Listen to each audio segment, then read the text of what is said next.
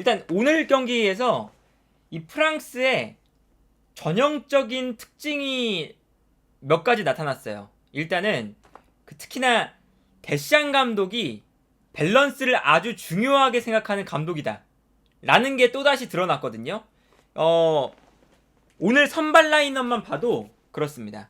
오늘 경기에서 기본적으로 호주가 수비 라인을 많이 내린 상태에서 경기를 운영했잖아요. 근데 여기서 데샹 감독은 프랑스가 분명히 전력상 우위에 있는 팀임에도 불구하고 공격 라인에 선수를 많이 배치하진 않습니다. 최전방에 지루, 그 밑에 그리스만, 왼쪽에 음바페, 오른쪽에 덴벨레, 요 4명의 선수가 배치가 되고, 여기서 문제는 뭐냐, 오늘 데시안 감독은 오른쪽에 파바르, 왼쪽에 리카 에르난데스를 선발로 투입시켰거든요. 근데 리카 에르난데스와 파바르는 중앙 수비수도 볼 수 있는 선수들이죠.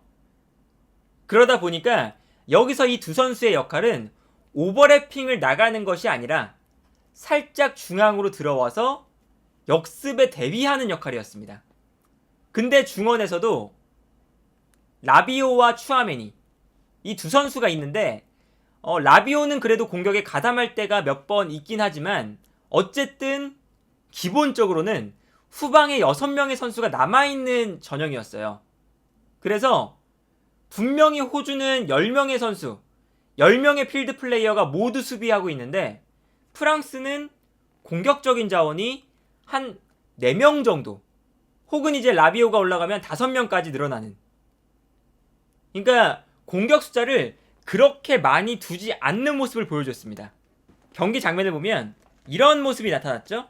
호주가 수비 라인을 단단하게 만들고 있을 때 최후방에 프랑스 선수들의 위치를 보면 중앙 수비수 2명 위치하고 있고, 여기에 더해서 오른쪽에 있는 파바르가 중앙으로, 왼쪽에 있는 리카 에르난데스가 중앙으로 들어와요. 그리고 여기에 더해서 수비 라인 앞에는 추아메니까지 배치가 되는, 기본적으로 수비하는 선수들이 후방에 많이 배치된 것을 볼 수가 있겠죠. 그러니까 이렇게 데시안 감독은 어차피 프랑스의 공격 자원들이 워낙에 좋다 보니까 득점은 90분 내내 한 골 정도는 만들어낼 수가 있다. 다만 여기서 데시안 감독이 추구하는 것은 수비 라인에서 단단함을 추구하면서 역습을 당하지 않겠다 라는 거거든요. 그래서 이렇게 아주 수비적인 모습으로 후방에 수비적인 안정감을 일단은 확보한 상태에서 공격을 진행했는데, 어쨌든 공격 자원이 적다 보니까 기본적으로 이 프랑스가 이 호주의 수비 라인을 무너뜨리는데 초반에 매우 애를 먹었습니다. 예를 들면 이런 장면이거든요. 물론 호주의 수비가 아주 좋았어요. 이제 이 장면 보시면 공격 라인 안에 프랑스 선수들이 몇 명 배치가 안 되어 있죠? 근데 여기서 지루가 내려오고 지루에게 패스를 보내줬을 때 워낙에 공격 숫자가 적다 보니까 호주의 수비수들이 지루의 움직임을 따라서 곧바로 압박하는 모습을 보여줘요. 선수들이 빠르게 압박하면서 프랑스의 공격을 끊어내는 모습을 볼 수가 있었죠. 그리고 이렇게 프랑스 선수들이 호주의 수비 라인 안에서 볼을 잡을 때 이 호주의 수비에게 둘러싸이는 이유는 공격 숫자가 적으니까 수비가 분산이 안 되기 때문에 호주의 수비에 둘러싸이는 빈도가 늘어날 수밖에 없는 거거든요. 그래서 이제 이런 것들, 이런 장면처럼 호주의 이 수비 라인에 매우 애를 먹고 있었는데, 여기서 두 번째 문제가 뭐냐, 프랑스의 공격 숫자가 적다 보니까 자연스럽게 프랑스가 전방 압박을 할 때도 다소 전방 압박의 강도가 약했어요. 그렇게 전방 압박을 강하게 걸지 않았거든요. 근데 여기서 호주가 오늘 경기에서 선택했던 공격 전략이 뭐냐면, 어차피 호주 입장에서는 프랑스를 상대로 만들어 나가는 플레이를 하거나 호주가 짧게 패스를 주고받으면서 공격을 전개하기에는 무리가 있잖아요. 그러다 보니까 호주는 좌우 측면에 선수들이 넓게 배치되고 좌우 측면으로 패스를 뿌려주는 형태로 경기를 진행했습니다. 그래서 좌우 측면 공격수들이 뛰어나가고 후방에서 좌우 측면으로 패스를 보내주는 이러한 공격 방식을 선택했거든요. 좌우 측면으로 선수들이 뛰어나가고 이때 중앙에서 패스를 뿌려준다. 근데 여기서 프랑스의 압박이 생각보다 헐거우니까 호주가 후방에서 전방으로 패스를 편안하게 뿌려줄 수가 있었습니다. 측면으로 볼이 전개되는 장면이고 이러한 장면에서 선제골이 나왔죠. 후방에서 호주가 볼을 잡을 때 좌우 측면에 있는 선수들이 넓게 뛰어나가거든요. 근데 여기서 프랑스가 후방에서 압박을 강하게 걸지 않다 보니까 너무나 편안하게 호주의 수비수가 측면으로 롱패스를 뿌려줄 수가 있었습니다. 정확한 롱패스가 들어가면서 여기서 이제 레키가 드리블 돌파를 시도하는데 여기서 또 이제 프랑스는 불운하게도 리카 헤르난데스가 부상을 당하면서 순간적으로 레키에게 돌파를 허용합니다. 돌파가 이루어진 다음에 침투에 들어오는 구딘에게 크로스, 여기서 이제 득점이 만들어지는 장면이거든요. 근데 여기서의 또 문제는 파바르가 수비로 빠르게 내려오지 못하면서 구딘의 움직임을 놓쳤죠. 그래서 이제 여기서 호주가 선제골을 기록했는데 이 선제골이 나왔던 이유도 프랑스가 공격 라인의 숫자가 적다 보니까 전방 압박이 부족하고 전방 압박이 부족하니까 호주가 전방으로 길게 패스를 뿌려주는데 너무나 편안하게 패스를 뿌려줄 수가 있다.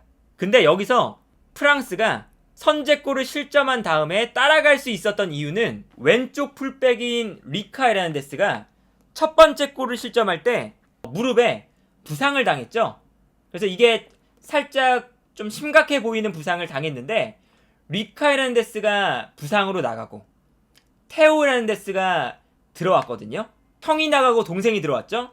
헤르난데스 형제가 왼쪽 풀백에서 뛰니까. 그래서 왼쪽에 리카 헤르난데스가 나가고 테오 헤르난데스가 들어왔는데 테오 헤르난데스는 형인 리카 헤르난데스와 다르게 수비적인 풀백이 아니라 아주 공격적인 풀백이죠. 그러다 보니까 왼쪽 공격이 순식간에 살아나기 시작합니다. 그리고 헤르난데스가 올라가면서 공격 숫자를 늘려주고 여기에 더해서 리카 헤르난데스였을 때는 음바페가 측면 공격을 위해서 측면에 머물러 있어야 됐어요. 그런데 테오 헤르난데스는 공격적으로 올라오니까 음바페가 중앙으로 들어오면서 조금 더 자유롭게 움직일 수 있는 플레이의 여유를 확보했습니다. 그러면서 테오 헤르난데스, 음바페, 지루, 그리스만, 반대편에는 덴벨레, 여기에 더해서 라비오까지 공격에 가담하면 그래도 한 5명에서 6명까지 공격에 가담해주는 거거든요. 이러한 모습들이 나오면서 프랑스가 테오 헤르난데스가 들어오면서부터 훨씬 더 공격적인 플레이들을 하기 시작했습니다. 이 장면을 보시면 오른쪽에 있는 파바르는 여전히 중앙으로 들어와서 플레이하는데 교체로 들어온 테오 헤르난데스는 측면으로 뛰어나가면서 측면 공간을 공략하고 있고 여기에 더해서 음바페가 이제는 더 이상 측면에 있지 않고 중앙으로 들어와서 중앙에서의 공격 숫자를 늘려줄 수가 있게 된 거죠. 테오 헤르난데스가 들어오면서 왼쪽 공격이 살아났다. 이게 오늘 경기에서 프랑스의 공격적인 포인트였습니다. 이 리카 헤르난데스가 들어온 효과가 나타나기 시작해요. 측면 공격뿐만 아니라 동점골이 나올 때도 리카 헤르난데스의 크로스, 라비오의 헤더, 여기서 이제 득점이 나오기도 했고 경기 내내 리카 헤르난데스가 계속해서 측면으로 빠르게 뛰어들어가주면서 측면 공간을 무너뜨리고 프랑스는 이 왼쪽 측면 공간을 공략했거든요. 그러면서 이 장면도 테오 헤르난데스가 완벽하게 수비 라인을 무너뜨리고 크로스를 올려주는 장면이었죠. 이런 것처럼 오늘 경기는 데샹 감독이 살짝 수비적인 밸런스를 위해서 오른쪽에 파바르, 왼쪽에 리카 헤르난데스 이렇게 좌우 측면에 수비적인 풀백을 기용했던 경기였는데 오히려 이게 호주의 선제골이 나오면서 프랑스가 안 좋은 경기를 펼쳤고, 다만 여기서 리카 헤르난데스가 부상으로 나가고 테오 헤르난데스가 경기에 나오면서부터 프랑스가 공격적으로 아주 수월한 경기를 하기 시작했다.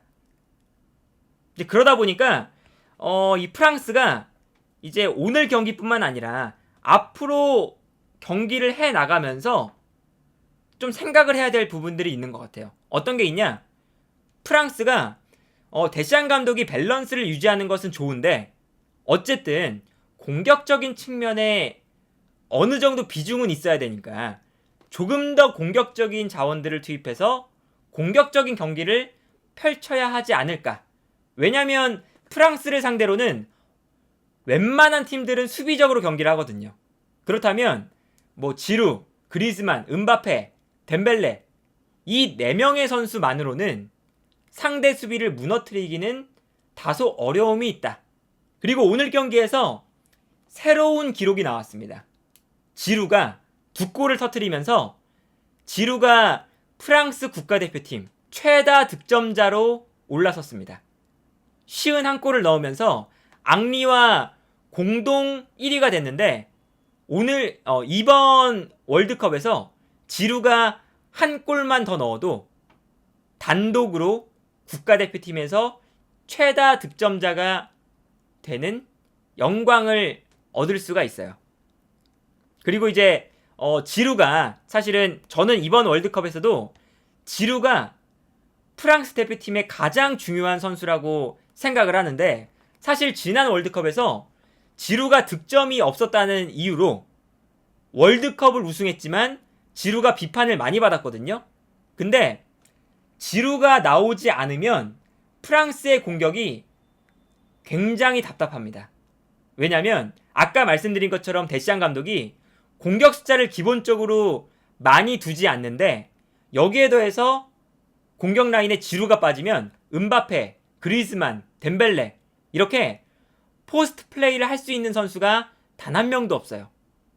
그래서 지난 월드컵도 지루가 없을 때 프랑스가 아주 안 좋은 경기력을 보여줬고, 지루가 나오면서부터 지루를 중심으로 지루가 버텨주고 주변에 있는 음바페나 그리즈만, 덴벨레 이런 선수들에게 패스를 넘겨주면서 프랑스가 우승을 할 수가 있었거든요.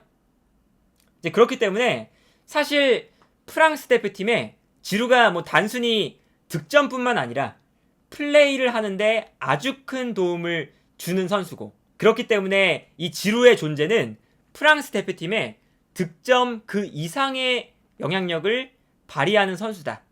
특히나 이번 대회를 앞두고 벤제마가 부상으로 월드컵에 참여를 못하면서 지루의 존재감이 프랑스 대표팀에서는 아주 중요해졌거든요.